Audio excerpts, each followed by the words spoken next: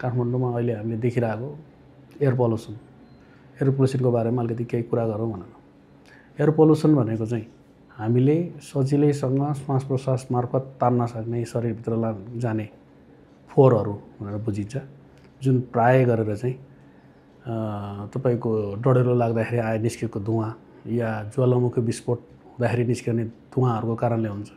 तर विशेष गरी चाहिँ तपाईँको चाहिँ एयर पोल्युसन हुने कारण चाहिँ मानव क्रियाकलाप नै हुन्।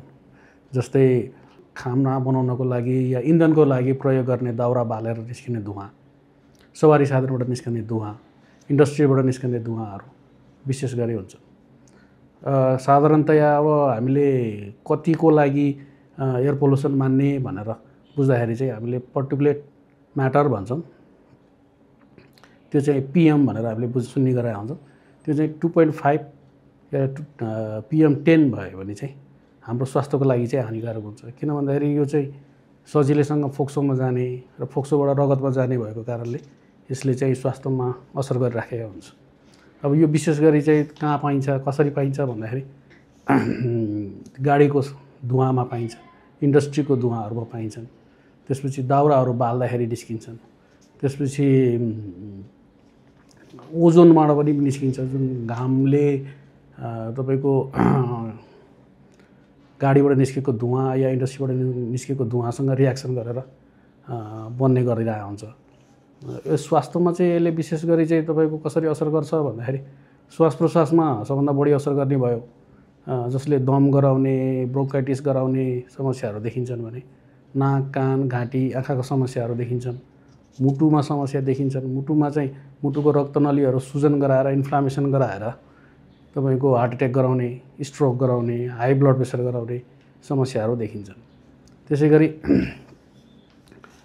गर्भवती महिलाहरूको हकमा चाहिँ पेटमा रहेका बालबालिकाहरू बच्चाहरूको चाहिँ तौल नबढ्ने, समय अगावै बच्चा जन्मिने, जन्मेको बच्चामा पनि विकास क्रम त्यति राम्रो नहुने समस्याहरू देखिन्छन्।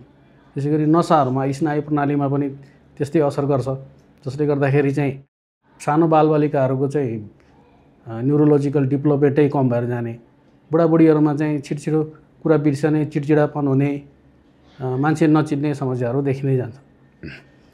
त्यसै गरी अब यसबाट कसरी बच्ने त भनेर भन्दाखेरि चाहिँ सबभन्दा पहिला त तपाईँले हामीहरूले विचार गर्नुपर्ने कुरा भनेकै धुलोबाट बच्नु पऱ्यो, जसको लागि सकेसम्म घरभित्र बस्नु पऱ्यो, च्याल ढोका बन्द राख्नु पऱ्यो, च्याल ढोकामा ग्याप छ भने त्यसलाई बन्द गर्नु पऱ्यो। त्यसपछि बाहिर निस्कने कामहरू सकेसम्म कम गर्नु पऱ्यो। गर्नै पर्ने छ भने एयर पोल्युसन कम भएको बेलामा, जस्तै बिहानको समयमा या ढिलो साँझको समयमा निस्कने गर्नु पऱ्यो। त्यसपछि अरू चिजहरू भनेको जस्तो मास्कको प्रयोग गर्नु पऱ्यो।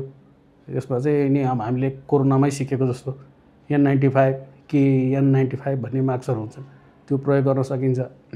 त्यसपछि आफूलाई स्वस्थ राख्नको लागि पानी धेरै खानु पऱ्यो, स्वस्थकर खानेकुराहरू खानु पऱ्यो, एन्टिअक्सिडेन्ट पाउने खानेकुराहरू जस्तै फलफुल हुन्छन्, सागपातहरू हुन्छन्, त्यो चिजहरूमा विशेष ध्यान दिएर त्यो चिजहरू खानु पऱ्यो। र घरभित्र प्रयोग गर्न सक्ने बोट बिरुवा छन् भने त्यो पनि प्रयोग गर्न सकिन्छ। र घरैभित्र बस्दाखेरि पनि विशेष गरी चाहिँ अब घरभित्र चहल पहल कम गर्नु पऱ्यो, किनकि बसेको धुलोहरू पनि उड्छन्, उडेको कारणले त्यसको स्वास्थ्यमा समस्याहरू गरिराखेका हुन्छन्। त्यो कुराहरूमा पनि ध्यान दिनु पऱ्यो।